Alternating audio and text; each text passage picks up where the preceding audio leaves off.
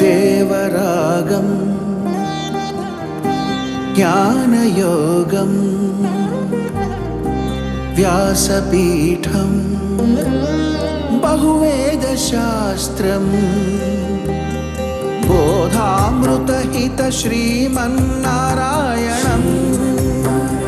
శివగౌరీ సంభాషిత సకల పురాణం అష్టాక్షరి పంచాక్షరి మంత్రావరణం అఖిల దేవతా సంస్తుతి పారాయణం జయమంగళకరమీ ప్రవచన శ్రవణం అనుదినము శుభము సుఖము జీవన గమనం దేవరాగం జ్ఞానయోగం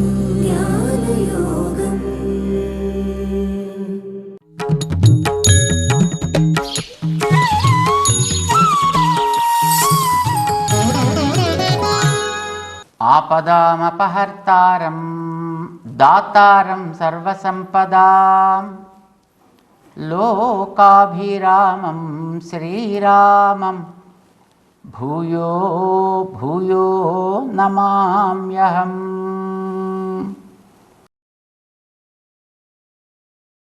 జయ శ్రీమన్నారాయణ. భగవద్బంధులారా, భగవద్గీతలో 9వ అధ్యాయాన్ని మనం ఆరంభం చేసుకుంటున్నాం. ఇందులో భగవంతుడి యొక్క వాక్కుతోటే అధ్యాయం ప్రారంభమవుతుంది. అసలు అర్జునుడు అడగాల్సింది, కానీ చాలా చోట్ల అర్జునుడు ఆశ్చర్యంతో వినడంలో మునిగిపోయాడు, లేకపోతే ఆయన చేసిన ఉపదేశాన్ని అర్థం చేసుకుని దాన్ని అవగతం చేసుకోవడానికి ప్రయత్నం చేస్తూ అందులో ఉండిపోయాడో తెలియదు. కానీ పాపం ఆయన అలా ఉండిపోతే, చెప్పాల్సిన విషయం చెప్పకపోతే మళ్ళీ వాడు నష్టపోతాడేమో, అతనిని సాకుగా చేసుకుని ఈ లోకానికి అందించాల్సింది అందించకపోతే మనలాంటి వాళ్ళమంతా నష్టపోతామేమో అనే తపన చేత, ఆర్తి చేత భగవంతుడు తనే ఆరంభం చేసి చెప్పేస్తున్నాడు. ఈ 9వ అధ్యాయం కూడా మొదటి శ్లోకం భగవంతుడి యొక్క ఉపదేశంతో ఆరంభం అవుతుంది. ఒకసారి మనందరం కూడా శ్లోకాన్ని అందాం. అథ 9మోऽధ్యాయః రాజవిద్యా రాజగుహ్య యోగః. శ్రీ భగవానువాచ ఇదంతు తే గుహ్యతమం ప్రవక్ష్యామ్యనసూయవే జ్ఞానం విజ్ఞానసహితం యజ్ఞాత్వా మోక్ష్యసే అశుభాత్. ఇది మొదటి శ్లోకం. భగవంతుడు చెప్తున్నాడు, ఇదంతు తే గుహ్యతమం. పదాలు చాలా అద్భుతంగా ప్రయోగిస్తాడు భగవానుడు. ఒక్కొక్క పదంలోనూ ఎంతెంతో లోతుంటుంది. అది మనం జాగ్రత్తగా గమనిస్తే అదృష్టవంతులం. ఇందులో గుహ్యతమము అని దీన్ని ప్రయోగిస్తున్నాడు ఆయన. తమము అనే పదం ఎప్పుడైనా మనం వింటే దానికి ముందు ఇంకొక 2 ఉంటాయి అని తెలియాలి. ఒకటి పాజిటివ్ డిగ్రీ ఒకటి ఉంటుంది, కంపారిటివ్ ఒకటి ఉంటుంది. ఈ తమం అనేది సూపర్లేటివ్ డిగ్రీ అన్నమాట. అంటే గుహ్యం ఒకటి ఉంటుంది, గుహ్యతరం ఒకటి ఉంటుంది, మూడవది గుహ్యతమం అవుతుంది. ఇదం ఇప్పుడు నేను నీకు చెప్పబోయేది గుహ్యతమము అని అంటున్నాడు ఆయన. అంటే ఇంతకుముందు గుహ్యతరాన్ని తను చెప్పేశాడన్నమాట, గుహ్యాన్ని కూడా తను చెప్పేశాడన్నమాట. అంటే గుహ్యం ఏమిటి, గుహ్యతరం ఏమిటి? గుహ్యం అనేది కర్మ ఆచరణ, గుహ్యతరం ఏమిటి అంటే దాని వెనక ఉండేటటువంటి జ్ఞానం అనే అంశకు సంబంధించినటువంటి పూర్తి వివరణ, జ్ఞానయోగము అందాం. అది గుహ్యతరము. ఇప్పుడు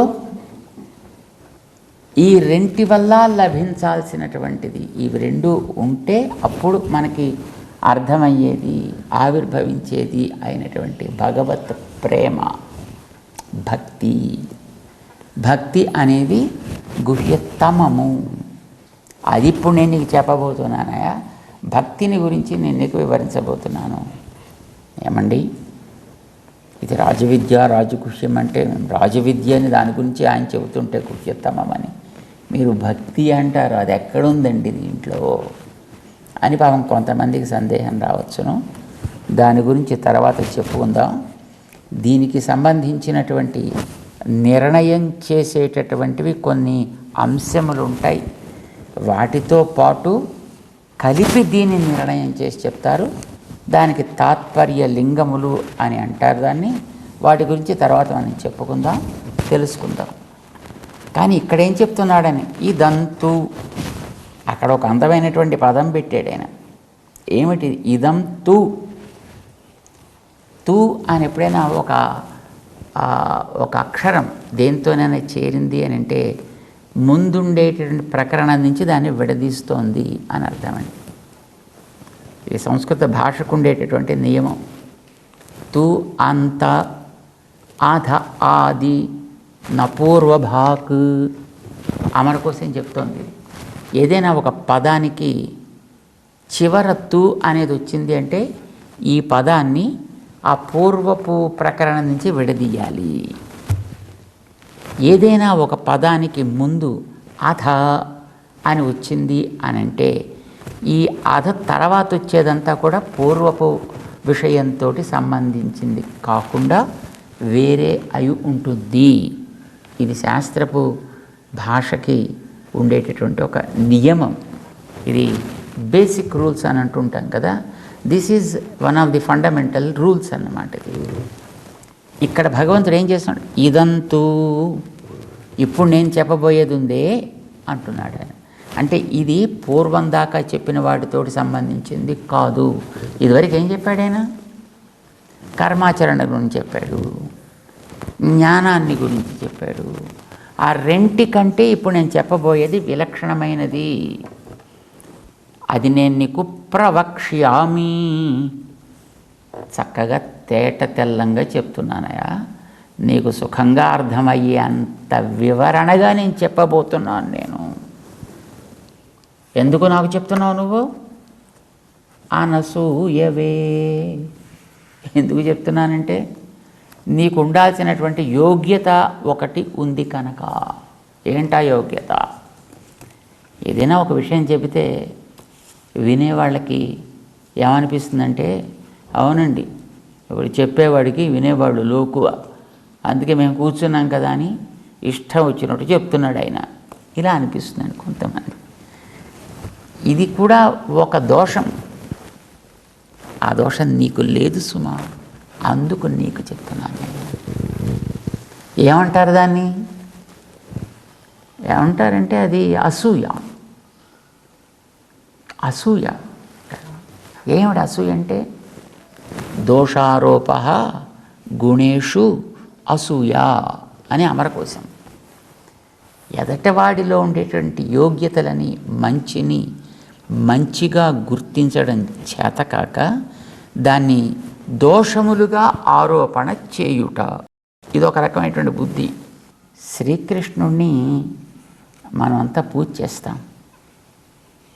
నవనీత నటాయ నమః, ఇది ఒక అద్భుతమైనటువంటి ఆయనలో గుణము అని భావించి మనం పుష్పం తీసి ఆయన పాదాలకి సమర్పిస్తాం.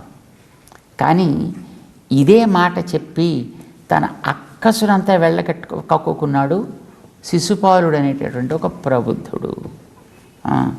వెన్న పెడితే ఆటలాడతాడు, వీడు కూడా ఒకడే అన్నాడు. పదం అదే, పని అదే, గుణం అదే. కానీ ప్రేమ కలిగినటువంటి నీకు వాడికి పూజించాలని చేసింది ఆ గుణం కానీ లోపల కొత్త కలిగిన వాడికి వాడి మీద అది ఒక దోషంగా ఆరోపించాలి అనేటట్టుగా చేసింది. దీనికి అసూయ అని పేరు. ఈ అసూయాగ్రస్తుడైనటువంటి శిశుపాలుణ్ణి పాప ఆయన అలా కక్కుతూ ఉంటే, సరే కక్కని చూద్దాం, 100 మాటలు ఏక బిగిని అనేంతవరకు కూడా నేను సహిస్తాను అత్త అని కృష్ణుడు చిన్నప్పుడే చాలా కాలం క్రితం, అంటే ఈ శిశుపాలుడు పుట్టినప్పుడు వాడు వికారంగా పుట్టాడు. ఈయన వెళ్ళి ఎత్తుకున్నాడు, ఆ వికారం పోయింది. ఎవడి చేతిలో పోతుందో వాడి చేతిలోనే వీడి ప్రాణం కూడా పోతుంది అని చెప్పింది. అయ్యో వీడి చేతిలో, కృష్ణుడి చేతిలో ప్రాణం పోతుందే, కృష్ణ కాస్త వీడికి ప్రాణభిక్ష పెట్టవా అంటే పాపం ఈయన ఒక వరం ఇచ్చాడు. అప్పుడప్పుడు 1, 2 తిట్లు తిడితే నేనేం పట్టించుకోనమ్మా, అలాంటి వాటిని నేనేం పెద్ద కేర్ చేయను. కానీ ఏక బిగిని అంటే ఇప్పుడు ఆరంభించి 40 తిట్లు తిట్టి తర్వాత ఊరుకున్నాడు అనుకో, నేను వాటిని ఎగ్జామ్ చేసేస్తా, వదిలేస్తా. ఇంకోసారి 10 తిట్లు తిట్టి ఊరుకున్నాను, వదిలేస్తా. ఇంకోసారి 30 తిట్లు వదిలేస్తా. ఇంకోసారి 60 తిట్లు తిట్టాడు, వదిలేస్తా. 99 తిట్లు తిట్టాడు, వదిలేస్తా. కానీ వాడు 1 నుంచి ఆరంభం చేసి 100 పూర్తయ్యేదాకా ఏక బిగిని, మధ్యలో ఎక్కడ విచ్ఛేదం లేకుండా తిట్టాడు అనుకో, అప్పుడు మాత్రం వాడి ప్రాణం తీస్తాను. పాపం ఇప్పుడు జాగ్రత్త పడుతుండే, ఒకసారి అన్ని తిట్లు తిట్టకుండా ఉండేట్టుగా వాడి దృష్టిని డైవర్ట్ చేస్తూ ఉండేవారు. కానీ రాజసూయ యాగ ఆరంభానికి ముందు మాత్రం అక్కడ అలా ఆపి డైవర్ట్ చేసేవాడు ఎవడు దొరకలేదు పాపం వాడికి. కనుక అక్కడి నుంచి ఆ సభలోనే కూర్చుని శ్రీకృష్ణుడికి అగ్రపూజ చేయాలి అనే ప్రతిపాదన చేసినప్పుడు దానిని ఎదిరించి రకరకాలుగా దోషారోపణ చేసిన వాడు శిశుపాలుడే కదా. తిడుతున్నాడు, నోటుకొచ్చినట్టల్లా తిడుతున్నాడు. ఏం మాట్లాడలే పాపం, వింటున్నాడు అలాగే. పాపం మనకి చెప్తారు మరి, నిజంగా అలా పోక చెక్కలు పెట్టుకుని అలాగ పళ్ళెంలో ఒకటి ఏరాడు, లేకపోతే ఎలా లెక్క పెట్టాడో మనకైతే తెలియదు. కానీ ఆయన 100 పూర్తయ్యేదాకా చూశాడు. 100 పూర్తయిన తర్వాత, సరే నీకు ఇచ్చినటువంటి హద్దు పూర్తయింది నాయన, ఇక నీకు చేయవలసినటువంటి సత్కారం చేస్తాను అన్నాడాయన. చక్రంతో వాడిని అంతమొందించి ఆ తర్వాత వదిలేస్తే మళ్ళీ ఎక్కడికైనా పోయి మళ్ళీ ఇంకోసారి ఏమైనా చేస్తాడేమో అని అతన్ని తనలోనే లీనం చేసుకున్నాడు భగవంతుడు అని మనకి భారతంలో తెలుస్తుంది. అసూయ అంటారు దీన్ని. ఉన్న గుణాలని గుణాలుగా గుర్తించి ప్రేమించి పరవశించి ఆరాధన చేసేవాళ్ళు కొందరు. కానీ అవే గుణాలని చూసి వాటి యందు దోషాలని అవే దోషాలుగా భావన చేసి అక్కసుతోటి దాన్ని నిందారోపణ చేసేటువంటి వాళ్ళు కొందరు, అసూయాగ్రస్తులయ్యేవాళ్ళు కొందరు. నేను ఏదైనా చెబితే దాన్ని విని కొందరు అవును కృష్ణుడు చెప్పాడు కనుక ఇది మనం స్వీకరించతగినది అని భావించేవాళ్ళు కొందరు ఉంటారు. కానీ మరికొందరు ఏదో చెప్తాడు మనం వింటున్నాం కనుక, ఏదో చెప్తాడు నోటుకు వచ్చిందట్టు, ఏదో చెప్తాడు బలం ఉన్నవాడు కనుక మనం కనుక విని ఏదైనా మాట్లాడితే అణిచేసేటటువంటి పెద్ద దౌర్జన్యం చేసేటువంటి వ్యక్తిత్వం ఉంది కనుక ఆయన అన్న మాటలన్నీ చెల్లుతాయి అన్నట్టుగా కొంతమంది ఉంటారయ్యా. అసూయాగ్రస్తులైనటువంటి లోకం. నీకు అట్లాంటి స్థితి లేదు, నీకు అసూయ అనేది లేదు. అందుకే నేను నీకు చెప్తున్నా, నువ్వు అనసూయువు. ఇన్ని గురించి చెప్తాడు. అసూయకాయ మాం మాదాహ. జ్ఞానులు వాళ్ళ యొక్క ఉపదేశాలు అసూయ కలవారికి ఇవ్వకండి, వాళ్ళకి చెప్పకండి. ఎందుకంటే వాళ్ళు విని కూడా సహించలేరు. వాటిని ఇంకొక రకంగా మాట్లాడుతూ ఉంటారు కనుక అలాంటి వాళ్ళకి నువ్వు చెప్పద్దా, అలాంటి వాళ్ళకి నన్ను ఇవ్వకు అంటుందండి ఉత్తమ ఉపదేశం అని అంటారనమాట. భగవద్గీతలో కూడా కొంచెం ముందుకు పెడితే చివర నచమాం యో అభ్యసూయతి ఎవడైతే నా యందు అసూయ లేకుండా ఉంటాడో అలాంటి వాడికి మాత్రమే ఇది ఇవ్వడానికి తగును అని చెప్తాడు. అర్జున, నీకు అలాంటి యోగ్యత ఉంది, అసూయ అనేది నీలో లేదు. నేను ఏదైనా చెబితే అవును కృష్ణుడు చెప్పాడు, ఇది మనం వినదగినది, విశ్వసించతగినది, ఆచరించతగినది అనే స్థితి ఉంది కనుక నీకు నేను చెప్తున్న ప్రవక్ష్యామి అనసూయవే. ఎలా చెప్తున్నాను నేను? జ్ఞానం విజ్ఞాన సహితం. ఈ రహస్యమైనటువంటి ఈ జ్ఞానాన్ని, భక్తి రూపమైనటువంటి జ్ఞానాన్ని, భక్తి అనేది కూడా జ్ఞానం యొక్క ఒక రూపాంతరమే. అసలు అన్ని జ్ఞానం యొక్క రూపాంతరాలేనండి ఈ లోపల కలిగేవన్నీ కూడా. ఈర్ష్య కూడా ఒక జ్ఞానం యొక్క రూపాంతరమే, అసూయ కూడా జ్ఞానం యొక్క రూపాంతరమే, కామం కూడా, క్రోధం కూడా, మదము కూడా, మాత్సర్యం కూడా. జ్ఞానం ఉంటేనే ఇవేమైనా కలుగుతాయి. జ్ఞానం అది లేకపోతే శవానికి ఇవేం కలగవు కదా. ఇది ఒక్కొక్క స్థాయిలో ఒక్కొక్క పేరుని ఇది పొందుతూ ఉంటుంది. ఈ జ్ఞానం అనేటటువంటిది విలక్షణంగా ప్రవర్తించినప్పుడు అది విజ్ఞానము అవుతుంది. ఇప్పుడు 7వ అధ్యాయాన్ని మనకి ఆరంభం చేసినప్పుడు కూడా జ్ఞానం తేహం సవిజ్ఞానం ఇదం వక్ష్యామి అశేషతః. అక్కడ కూడా 2వ శ్లోకంలో ఇదే మాట చెప్పాడు. 7వ అధ్యాయంలో నీకు జ్ఞానాన్ని విజ్ఞానముతో పాటు కలిపి చెబుతున్నాను అన్నాడు. అక్కడ తన స్వరూపాన్ని వివరించేటటువంటి దశ అది. చేత మొదటి జ్ఞానం అంటే ఏమిటి? అక్కడ 7వ అధ్యాయంలో మొట్టమొదటి భగవంతుడు జీవుల కంటే విలక్షణుడు. జీవులని ఆయన తన ఆధీనంలో కలిగి నడిపేవాడు. ఇది జ్ఞానం. మరి విజ్ఞానం ఏమిటి? ఎలా విలక్షణుడు, ఏ రకమైన వైలక్షణ్యం ఆయనలో ఉంది, నడపడం అంటే ఎట్లా నడిపిస్తాడు ఆయన, ఏ వాటితో కలిపి నడిపిస్తాడు, ఈ వివరాలన్నీ అక్కడ విజ్ఞానము. ఇది 7వ అధ్యాయం దగ్గర. ఇక్కడ ఆయన చెప్పేది ఏమిటి? జ్ఞానం తేహం, జ్ఞానం విజ్ఞాన సహితం, యజ్ఞాత్వా మోక్షసే అశుభాత్. యజ్ఞాత్వా, నేను చెప్పబోయేటటువంటి ఈ విషయాన్ని తెలుసుకుంటే ఏమవుతుంది? అశుభాత్ మోక్ష్యసే. శుభేతరమైనటువంటిది ఏది?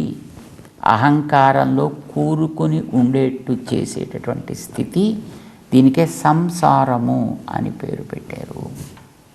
ఈ సంసారములో ఉండడం అనేటటువంటిది అశుభాస్పదం. ఇది అంటే అశుభాలకి అమంగళాలకి ఇది నిదానము, ఇక్కడ కలిగించేది అది. ఇలాంటి వాటిలోకి వీడిని తోసేటటువంటిది తనలో ఉండేటటువంటి అహంకారమే. కనుక అహంకారానికే సంసారం అని కూడా పేరండి. ఈ అశుభాత్ అహంకార పూర్ణమైనటువంటి సంసారము నుంచి మోక్ష్యసే, విడుదలను నువ్వు పొందుతావు సుమా. ఇది తెలిస్తే, అంటే ఇది తెలియకుండా ఇందులోంచి విడుదల పొందడం అనేటువంటిది ఉండదు అని అర్థం అండి. ఇది తెలియకుండా ఎవడైనా నేను ఇలాగా పొందేస్తా మరొకటి చేసి అంటే పొందలేడు. ఎందుకంటే ఇక్కడ జ్ఞాత్వా, ఇది తెలుసుకున్నాకనే అశుభాత్ మోక్ష్యసే, ఇందులోంచి నువ్వు బయటపడతావు అని చెప్పాడు. కనుక ఈ ముందర ఇందులోంచి విడుదల కాకుండా, ఇది తెలియకుండా అంటే ఇందులోంచి విడుదల కావడం అనేటువంటిది ఉండదు. భగవంతుణ్ణి పొందడానికి అవరోధంగా ఉండేవి ఏవేవైతే ఉంటాయో అలాంటి వాటి అన్నిటి నుంచి కూడా నువ్వు విడుదల పొందుతావు. అలాంటి జ్ఞానాన్ని, విజ్ఞానమును కూడా నీకు చెప్పబోతున్నాను అన్నాడు ఆయన. ఏమిటి జ్ఞానం? ఇందాక మనం అనుకున్నాం భక్తి. భక్తికి కొన్ని పేర్లు ఉన్నాయి. భక్తికే ఉపాసన, ధ్యానము, వేదనము, ఇవన్నీ కూడా భక్తికి ఉండేటటువంటి పేర్లు అన్నమాట.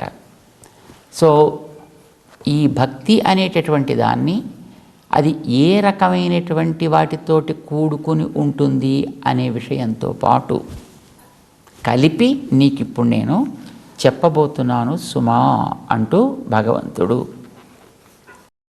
భక్తిని గురించినటువంటి ఒక స్పష్టత అర్జునుడికి కలిగిస్తపోతున్నాడు. దీంట్లో దీని గొప్పతనం ఏమిటి, దీనికి ఉండేటటువంటి ఒక విలక్షణత ఏమిటి అనేదాన్ని 8 విశేషణాలతోటి ఆయన వివరించబోతున్నాడండి. అంటే దీన్ని 8 రకాలుగా క్వాలిఫై చేస్తున్నాడు అన్నమాట.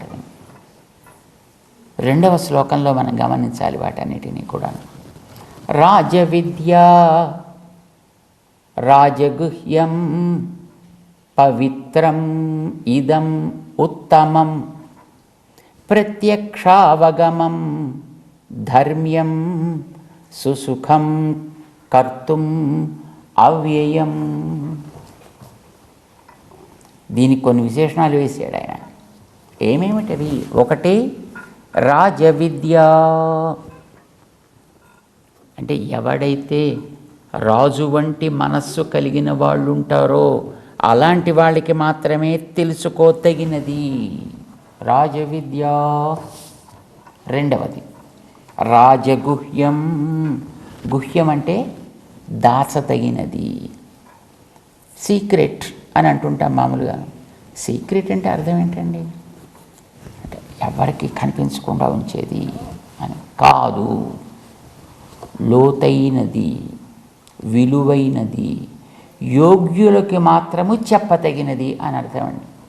రహస్యము అనంటే, గుహ్యము అనంటే ఎవ్వరికీ కనిపించదైతే అసలు దాన్ని కనిపించకుండా ఎక్కడో భూమిలో పెద్ద లోతైన గొయ్యి తవ్వి పాతేయాలంతే, ఇంకా ఎవరు కనిపించకుండా పోతుంది అది. కానీ అలాంటిది కాదు రహస్యం అనంటే. విలువైనది, యోగ్యత కలిగిన వారికి, దాని యొక్క విలువని జాగ్రత్తగా కాపాడగలిగిన వారికి మాత్రము అందివ్వతగినది అని అర్థం.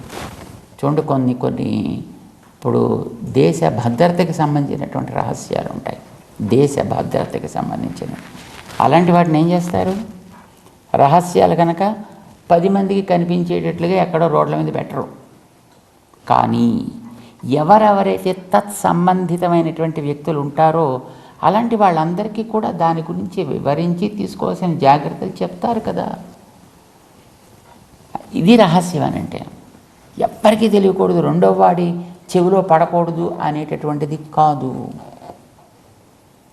ఇది మనం జ్ఞాపకం పెట్టుకోవాలి. కనుక ఇది రాజగు భక్తి అనేటటువంటిది. 1 రాజవిద్య, 2 రాజగుహ్యం, 3 పవిత్రమిదం ఉత్తమం. ఉత్తమం పవిత్రం. పవిత్రం అంటే ఏమిటి?